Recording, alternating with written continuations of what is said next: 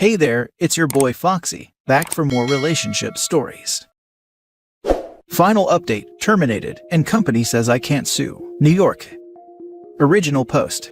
I held a management position at a company. I asked a non-management female employee to step into another room to discuss her performance away from other employees. She was going through a divorce and had made a few mistakes, and while I didn't want to embarrass her, I did want to make sure the mistakes were addressed. She acknowledged it and thanked me. An hour later, I was escorted from my office by security and was informed by my boss that a harassment complaint had been made and proper protocol was to suspend me. I asked what it was and was told, "We need to investigate. I can't disclose that."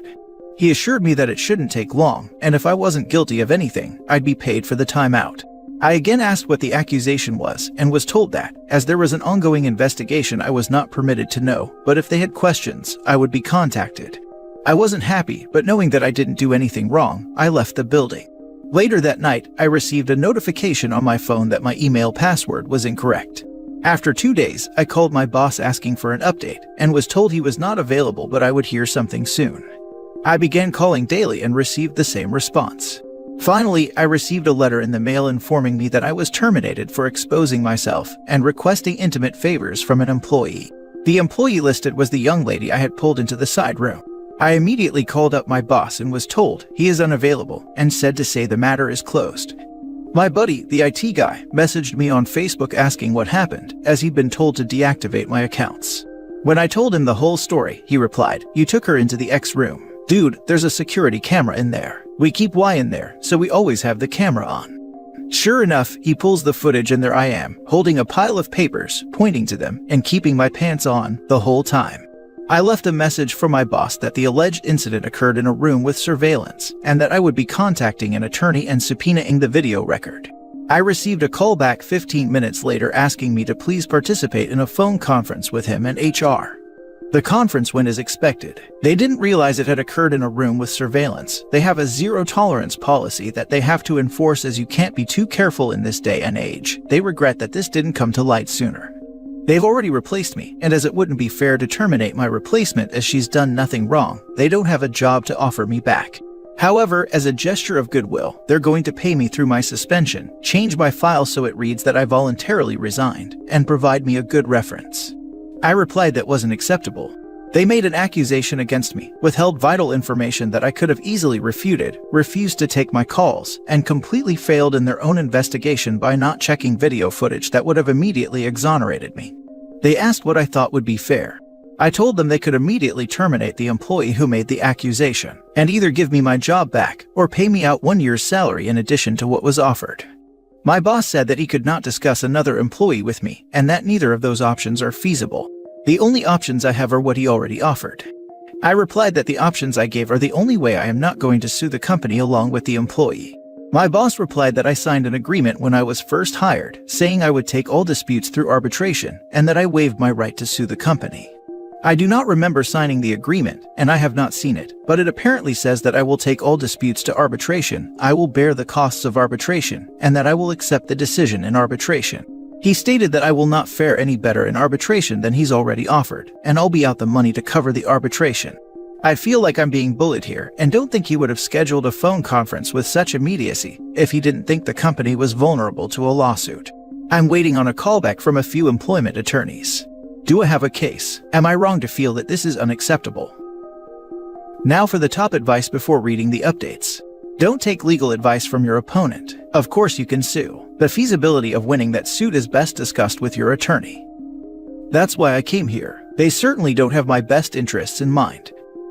Get a lawyer and have him subpoena that video before it gets lost. I have the whole conference on tape. My boss admitted that the tape proves the accusation was unfounded, and had they seen it earlier, they could have offered me my job back. Have your IT friend make a copy of that video for you, in case the original happens to get lost. And make sure you have a legally obtained copy. Any legal action you take against the company and or the false complainant will need this. As for the video, yes, I do need a legal copy. The IT guy has a backup on his laptop, so if it gets lost, he'll be able to produce it. Of course they say you can't sue, because they know they messed up. You absolutely can sue. That's what I thought. I'm just so frustrated, and felt like it was such a slap in the face what they offered. Now for the first update. Quite a bit has happened in the last few weeks. A friend of mine at another company, after hearing what happened, told me his company had an opening. I applied, interviewed, and at the end the manager asked me what I like to be called. 2 days later I got a call saying they'd gone with another candidate. My friend admitted to me that he'd gotten some flack for recommending me. Apparently HR had worked with one of the employees at my former company and called the employee to ask what the deal was with me. To which the employee responded, he got fired for being inappropriate with a subordinate. I think he's actually being charged criminally. I'm literally crying as I type this. It's a nightmare that won't end. Long story short, I lost it, called up my old company, boss wouldn't get on the phone with me, had an attorney draft a letter of demand and send it off, had another phone conference scheduled. They once again regret that an employee provided a reference outside of the prescribed channels. The employee was coached on the proper way to handle such requests.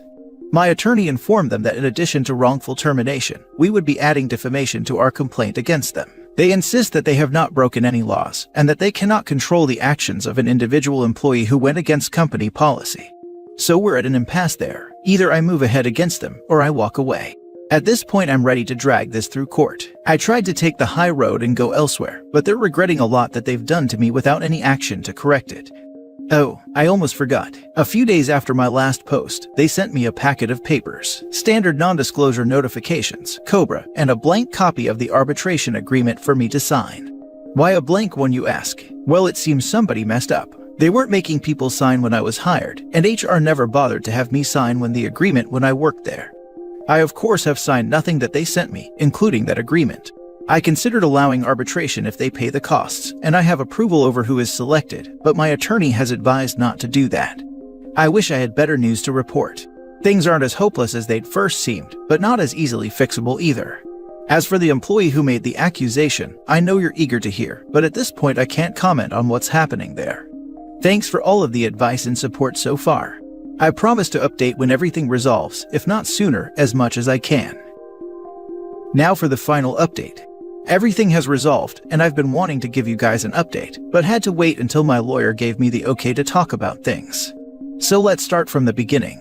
I pulled one of my direct reports, Deborah, into another room to discuss a few mistakes she made, but did not discipline her further. After this, she went to Joyce, one of the managers above me but not in my direct line of report, equal to my boss in terms of reporting structure. When Joyce heard that I had taken Deborah into another room without any witnesses, she said to her that it was unprofessional. Apparently her exact words were, you could accuse him of being inappropriate with you, and I would have no choice but to believe you. This was repeated several times, with a strong emphasis on no choice. Joyce then asked Deborah if I had been inappropriate with her, saying, it will only happen again if you don't speak up now. If you do now, we can take action. Taking the not at all subtle hint from Joyce, Deborah accused me of exposing myself to her, and I was placed on leave, pending an investigation. Joyce immediately sent out an email that nobody besides the secretary was to speak with me without an attorney present, and told the IT guy, Paul, to deactivate my access. James, my boss, had a resume from Terry, an employee in Joyce's department, applying for my job before close of business that day, and she was hired. Paul and I talked. He provided me with video proving my innocence. The company continued to stonewall me, and refused to talk to me. When they did, they attempted to push me into arbitration, and to retroactively sign an arbitration agreement. I cut my losses, took another job, and was ready to move on. Sandy, an employee in Joyce's department, broke protocol, talked to HR at the new company, and told them I had been inappropriate with a subordinate, and cost me the job. So that brings us up to date. My attorney and I launched a civil suit against the company and Deborah. Bet you're wondering how I know the above. Well, good old Joyce said she'd protect Deborah if she came forward. Unfortunately, that only extended to her job. So, when she was named individually in this suit, corporate told her they would not be providing her an attorney. After realizing that she'd be putting her house up for collateral, she was all too willing to throw Joyce under the bus. Joyce went to Paul, the IT guy, who was one of her reports, and gave him a list of footage to be procedurally wiped as part of an archive clear out. He pointed out that the incident with me was on that list, and part of an ongoing investigation. Joyce told him that it was no longer needed and to go ahead and wipe it. He refused, citing the fact that it would still be requested in the event that the suit moved forward. She told him to pack his things as he was being terminated for insubordination. He called the company attorney and informed her what had happened. The aftermath. Several things happened at once, so I'll try to keep them as chronological as I can. Deborah's attorney contacted mine stating that, conditional on me dropping the suit, she would admit that she lied and explain what went on behind the scenes. Dana, the company attorney, got the call from my attorney with the details from Deborah shortly after she finished talking with Paul about him being terminated for refusing to destroy evidence. Deborah and Joyce were terminated for cause that day, while Paul was told that his job was safe. My attorney received a call, and it was made clear that the company didn't want this to go any further and wanted to talk settlement. I won't go into all of the details, but what I can say, I was offered my job back with a very fair increase. I received back pay from the date of suspension, and a public apology was offered from the very top. Terry is now working in Joyce's old position. She's incredibly cool about things and felt horrified when she found out what happened. James and I are good now, and he has personally apologized for not sticking up for me. This will likely be my final update. There is still some legal battle ongoing, but I can't go into that too much. Thank you for all of your support and encouragement. You guys rock. Now for more comments. I'd use your increased salary as a stepping stone to finding a new job now.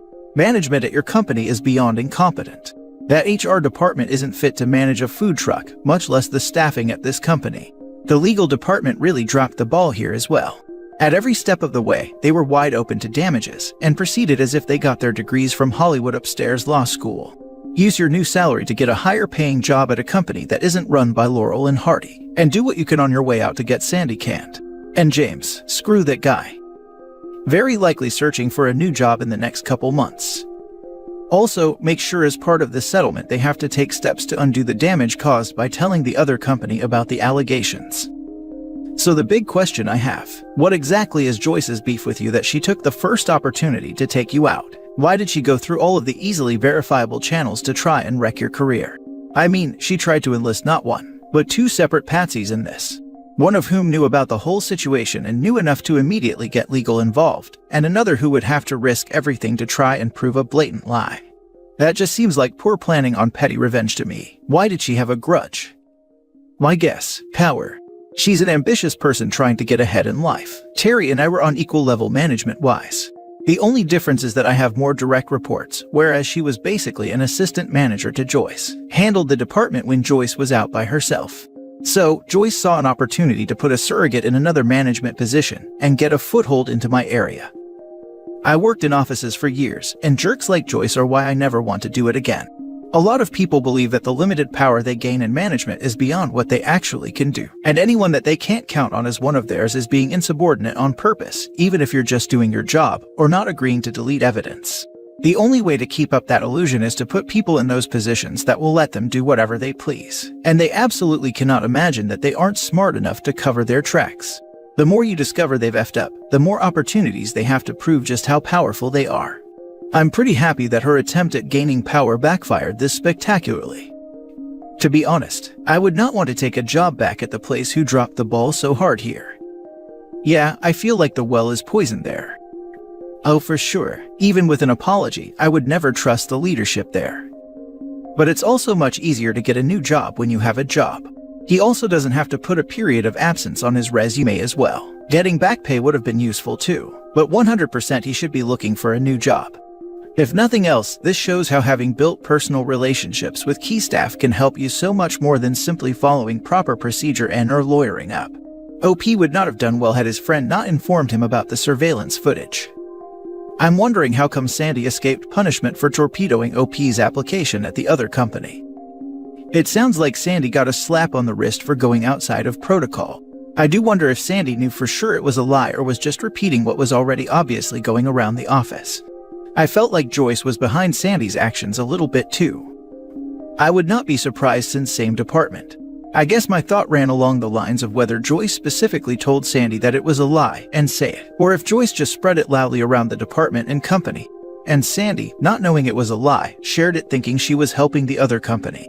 Either way, the blame lies mostly on Joyce. I'm very confused on why Deborah felt the need to lie. It seems kind of obvious Joyce wanted to push out OP to hire her friend in OP's place, but what exactly was Deborah supposed to gain from this? I'm glad OP got his job back with back pay and a substantial raise, but that company deserved to be sued into a corporate casket. If her performance is slipping, then she gets protection. She was harassed on company time, on company property by a manager, and therefore she is untouchable for a while. Plus she gets a new boss who is friends with the manager she went to, and as a result, gets protection from her manager for any shortcoming. She might have seen it as job protection while going through a divorce. Yes, I did have a female coworker who knew she was on her last chance before being fired, try to pull that on our manager. I got dragged into it as a witness. All our offices had windows, I could see right into hers, and I shared an office with the manager, so I knew it hadn't happened in hours. Then she said it happened after hours, but she'd never stayed later than I did. Stuff like that.